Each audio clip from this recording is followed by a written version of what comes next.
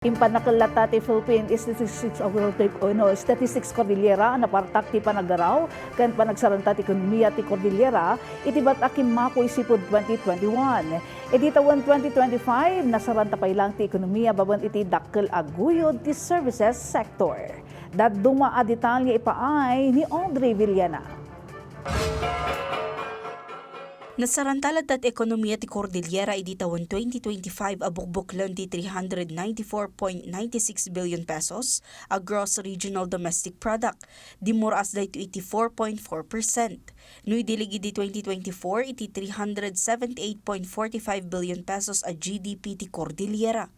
Iti day taatawan dimuras iti 4.8% ekonomiya ti Cordillera no kumpara iti 6.9% a panagsaranta iti taon 2023.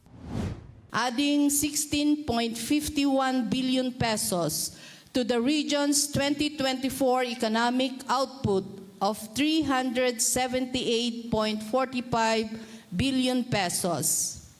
However, the region's estimated gross domestic product in 2025 grew at a slower pace compared to the 4.9% growth recorded in the previous year. Napagtalinad akang runan anang guyod iti panagduras ti ekonomiya ti sektor ti services a bukbuklan ti negosyo, trabaho iti pribado ken gobyerno, komersyo, public social services ken dumapay. Karaman iti naturas sa sektor ti industry, agriculture, forestry ken fishery. Ti services sector ti kadakkelan nga industriya ti Cordillera. Dapat bantayan rin natin ang services sector. Ang ibig sabihin nun, ay okay naman ang services sector, malaki na siya, maganda yung growth niya. Pero, prone sa shock rin. Like ngayon, we see that nagkaroon ng mas konti na employed during the Lenten season na supposed to be dumadami dahil doon sa influx. Naobserbaran mo, tinapartak a panagduras ti ekonomiya iti health and social work activities, education kan kasamat dagiti serbisyo dagiti professional kan negosyo. Dimakkel mo ti exports ti rehiyon iti 30% iti 2025, ana pagbalin kas kapartakan ng paset expenditure item ti rehiyon.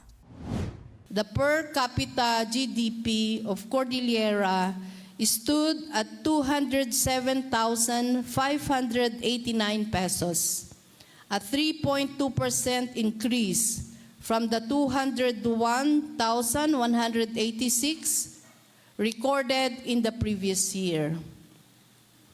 In 2025, the per capita household final consumption expenditure of the Cordillera region was estimated at 148,641 pesos.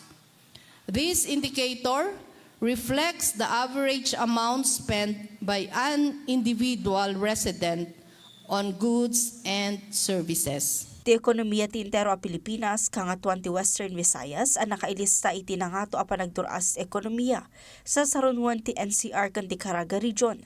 May kasangapulo ket maysa ti Cordillera iti regional economies iti entero a pagilian. Iti taon 2021 may kadwa ti Cordillera region kas fastest growing region iti pakabuklan ti Pilipinas. Audrey Villena para iti Pambansang TV iti Baro a Pilipinas.